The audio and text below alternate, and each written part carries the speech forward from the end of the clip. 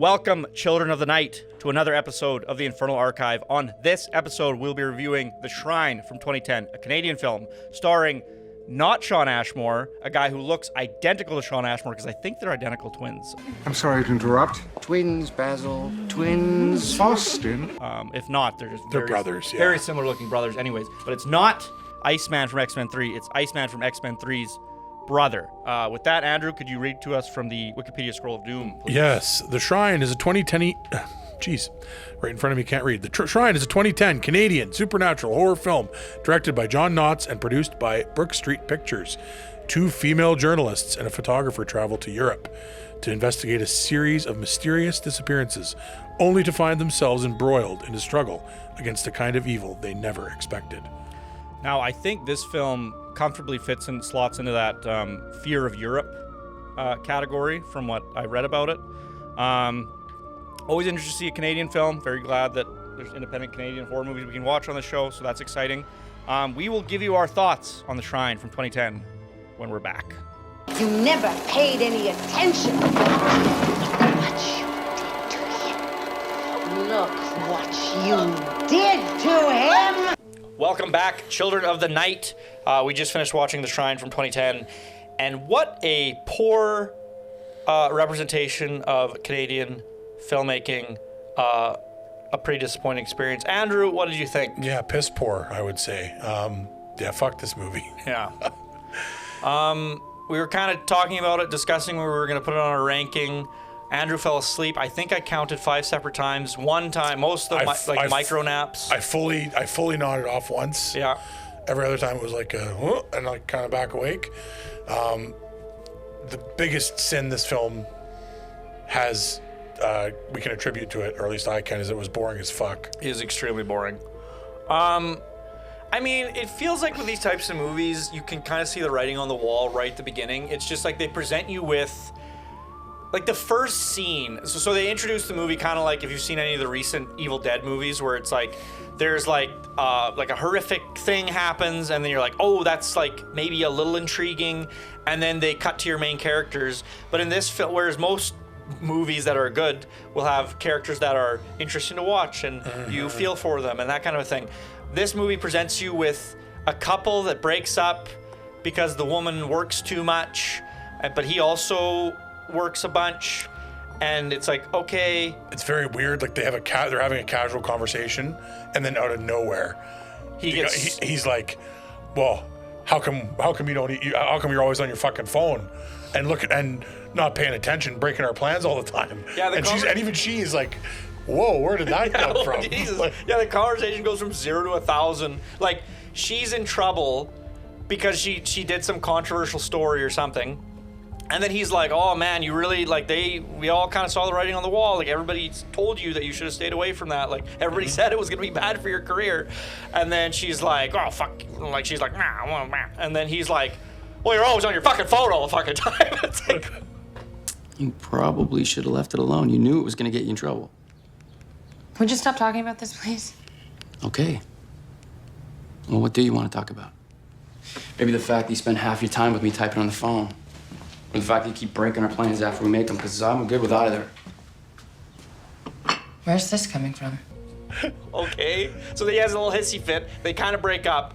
Then she goes to her work, and what was the bees thing? Her boss is like, I want you to go to like fucking Kentucky or something and go like research these bees that are and she's like, what about these disappearances that might be murders? And he's like, in Poland. In Poland. And he's like, no, we're not spending money for you to go romp around in Poland. And then she's like, bees. Well, I'm going to throw this bee story in the fucking garbage, and then we're going to go to fucking Poland. And it's like, so she doesn't pay attention to her relationship. She like obviously we've established that. She's hates authority, and she like just lies to her boss. It's just like they present you with a character that is not sympathetic at all. Nope.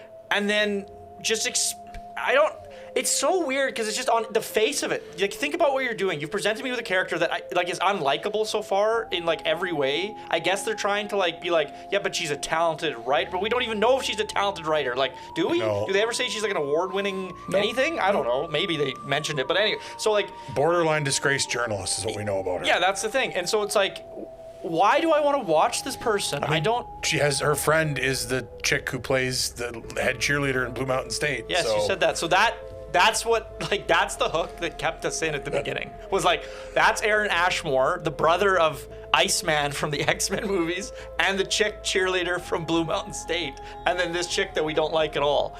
And then, yeah, you watch them go to Poland and fucking faff around for what feels like an hour, but it was probably closer to like a half an hour, maybe 45 minutes, doing like nothing.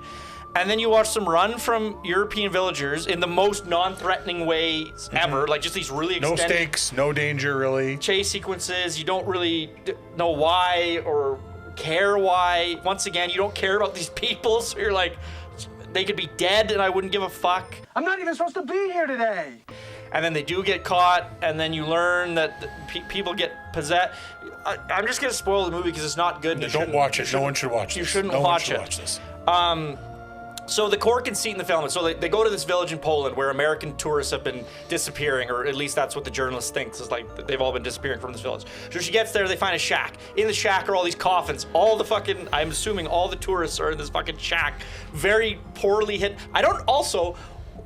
They don't explain, like they explain why they have to kill them in the way they have to kill them, but they never explain why they have to keep them all in a why they can't bury the bodies and they have to keep them all in a shack. Two major things.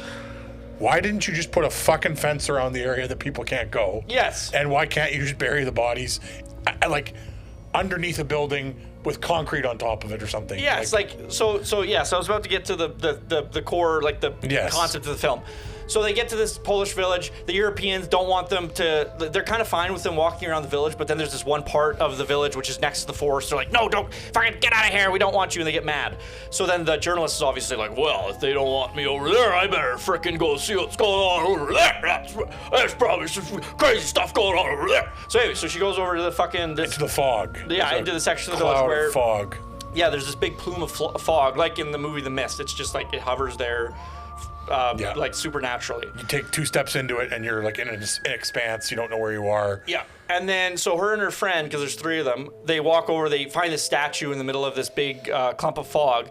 And then they look at the statue does some weird shit. It has like a heart in its hand. You see it beating. The statue like bleeds. And if you walk around, it does like the Mona Lisa thing where it fucking follows you.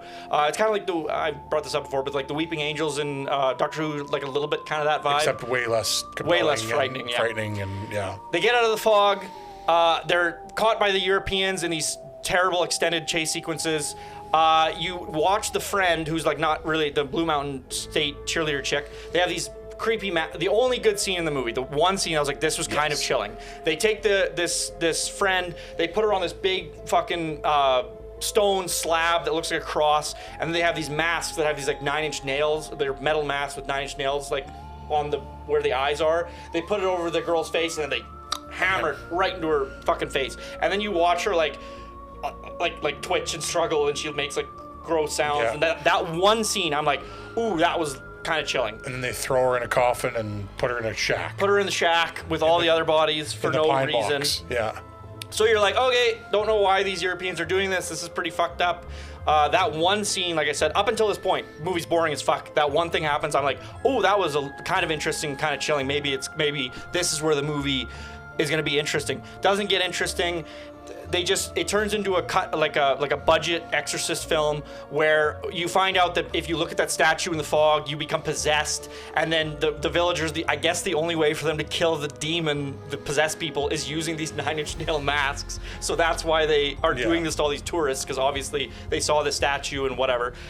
And so then the rest of the movie is them chasing down, the 2 remaining Americans trying to escape, but then you find out that the one chick is possessed. So then the Europeans track her down and then do the ritual in the house, and and that's it. Then the boyfriend, he's like hesitates for a moment. He mostly sits in the corner like a little cuck watching this unfold, and then finally they're about to hammer the mask on his girlfriend, and the guy's like, are you gonna fucking help? And he's like, oh yeah, right. And he comes and holds her head, and then right as she's about to get the mask nailed down, she's like, switches from the possessed to like, help me please. And then the mask comes down, gets hammered. And by that point you're like, let's fucking wrap this up finally. Like, Yeah. what are we it's like- doing here? It's been so over it for so long. The creature, like they have this thing where it's like, if you've seen The Exorcism of Emily Rose, which is a movie that, from what I can remember, did it well. When Emily Rose in that film, she gets possessed by a demon or a devil or whatever, and then she's like walking around her university, and everybody she looks at has like demon faces, and she's like they do a really good job in that movie of showing you her like psychosis and why she goes crazy, and like how this demon like slowly drives her insane. And they try to do a similar thing in this movie, but they just have these really awful practical effects. And like, I'm not besmirching practical effects, go for it. But the way they shot them was just so poorly utilized. It looked like the shittiest goblin makeup in like the worst like TV fantasy movie. Like the Hercules and Xena TV programs had much better effects and were way less cheesy than these fucking things. Some of them looked a little chilling, and then some of them looked so silly. And then when things were like shaky and she's all like, whatever, like on drugs, or we thought initially, it's like, it's just a practical effect of a thing shaking with no indication as to, is there an earthquake? Is she the only one seeing this? Yep. Is it actually shaking? So there's a bunch of weird stuff like that where it's like, why didn't you do something in post to indicate that this is her? She's not in her right state of mind. It's like, if you've seen The Exorcist, they do a lot of practical effects like that where like she floats in the air, and then like chairs shake and get thrown around. But everybody sees that. It's not like a hallucination. Everybody is experiencing that. But in this film, it is a hallucination for her, but you don't have any indicator really that nobody else can see it. And then eventually you get it, and you're like, okay, she's the only one experiencing this.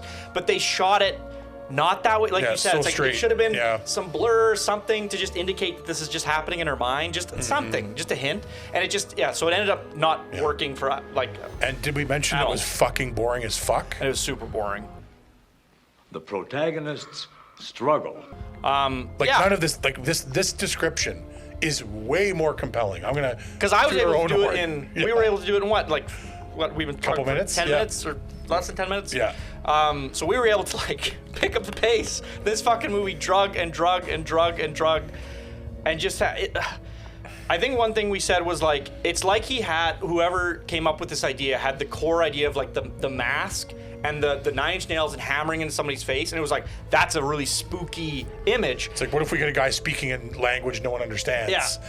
and they hammer the mask down. Yeah, and it's like, like the opening. That's quite. Because I'll admit, off the opening, I'm like, okay, Yeah, this seems not too bad. This is intriguing. And it's like, ooh, that's kind of spooky. And then it's like, wow, we should write a whole feature film that's super fucking boring to pad out that scene, right? Because like that's what you do, right? If you have like one intriguing thing, what you want to do is you want to have a whole bunch of filler around it that's super uninteresting and super boring, so that your one scene is more impactful, because that's how it works, right? Like it's like if you read a book, right? If you have like a really short novella that's like really intriguing, what you want to do is you want to fill it with about 1,000 pages of just nonsense, because that's what people want, right? They want that sort of like gets them in it, right? No, it's fucking boring. It's terrible. It's ill-conceived. I don't know why people do this kind of thing. It's filmmaking at its worst, where it's like, you got some money, you convince somebody to give you some money to produce a thing, and then rather than try to be creative and intriguing and do something flex your budget a little bit and be good, like do the Paranormal Activity or do all the examples of films that had small budgets that really fucking were creative with the way they used that. You just spent money probably in the dumbest ways possible. You probably wasted time. You hired the biggest name actors you could. To me, it's a movie that reeks of like wasting money. Like you just didn't you didn't come up with a good schedule. You didn't fucking come up with a good budget. Just, I don't know, nonsense. Just not the lighting was pretty brutal. Looked like a fucking porn shoot for a lot of it. Yeah, it was just, I don't know what the fuck the critics were smoking when they watched this to give it an 80%. The fact that it's an 80% critic score on Rotten Tomatoes is like beyond the pale to me. It just makes no sense. It's like, what I have to assume is, because Rotten Tomatoes doesn't have like it was these types of critics or these types of critics, so like, right, it's just probably an like aggregate of all like of them. Whoever the critics were that reviewed it. It's not like fucking, I doubt Roger Ebert or like his website reviewed this movie. It was probably a bunch of like, I doubt they even watched it. we're bloodycanucks.com, and it's a Canadian film, and we gave it a 10 out of 10, and it's like, great. That's a critic that I really care about, like a super biased whatever thing. Yeah, Like, that's yeah. probably what all these reviews are. These like really biased newspapers and whatever that just It's like the hometown of the filmmaker. yeah, it's like all the critics 8 are out of 10. all his best friends incorporated so that they can become professional critics, and they all reviewed his movie. Like that's what it reads Honestly, of, 'cause- it does, because I think we're giving it a solid 3 out of 13. yeah. Audiences gave it a 34%, which is even a little high, I would say, based on our score. It's the third in our list. We'll have the Google. If you're interested in the description, there's a Google Doc where you can see what we've rated all the other films. This is the third worst film we've seen. The only films so far that we'd liked less is Don't Look Now, the Donald Sutherland picture, and fucking Downrange, that dreck. Yeah, this is not. Don't watch this movie. I just don't. I can't in good conscience tell anyone to sit through this. No, I hope that somebody put the 30-second scene of the girl getting the fucking mask hammered into her face and like the twitching, because to me it's the only scene that's good in the film. It's like I like that one thing, and the rest of it I don't care for even one iota. It's really too bad. I don't want to fucking shit on Canadian films. I don't want to shit on independent Canadian filmmaking. We came but- into this wanting to really like it. Yeah. Is the other thing. Excited and like more than charitable. And as it kept going along, it's like I remember we're like, whatever, 10, 15 minutes in, the lighting's not good. We're like, you know what? Let's just like not like, we'll ignore it. Like that's the time, 2010. Yeah, it's like cameras were technical different. limitations. Yeah. Like it's like whatever we can. Don't that's let it fine. take us out of it. And Yep. it just kept going downhill. And it was Yep. like, by the end, it's just, disappointing. It's just it's one of it's sort of, it's not like Clown in the Cornfield technically was like much more impressive, but it felt not quite as like I'll say this, I think Clown in the Cornfield was maybe a little bit more creatively bankrupt, but this film also had that just massive air of creative bankruptness. Like it's just Very contrived. Just why are yeah. you making a movie for the sake of making a movie? Just like, I just don't understand the desire. I don't get people who just want to make a movie to just make a fucking movie. Like care. Like, show me you care, for the love of God, somehow. Yeah. Yeah, I don't know. So yeah, like you said, 3 out of 10. Don't watch the film. 3 out of 13. Yeah. Even. Now we will do the selectioning of our next film. We will pull up the wheel of Detritus, Doom, or Death. I really gotta fucking have a name for these things. Okay, here's the wheel. And producer. Oh, we need our pointer. Where's our fucking pointer? Shit. Fuck. Technical error.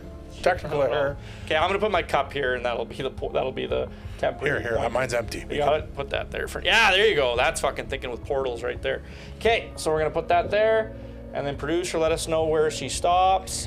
Okay, the wheel spins, the wheel spins, the wheel spins. Where will it stop?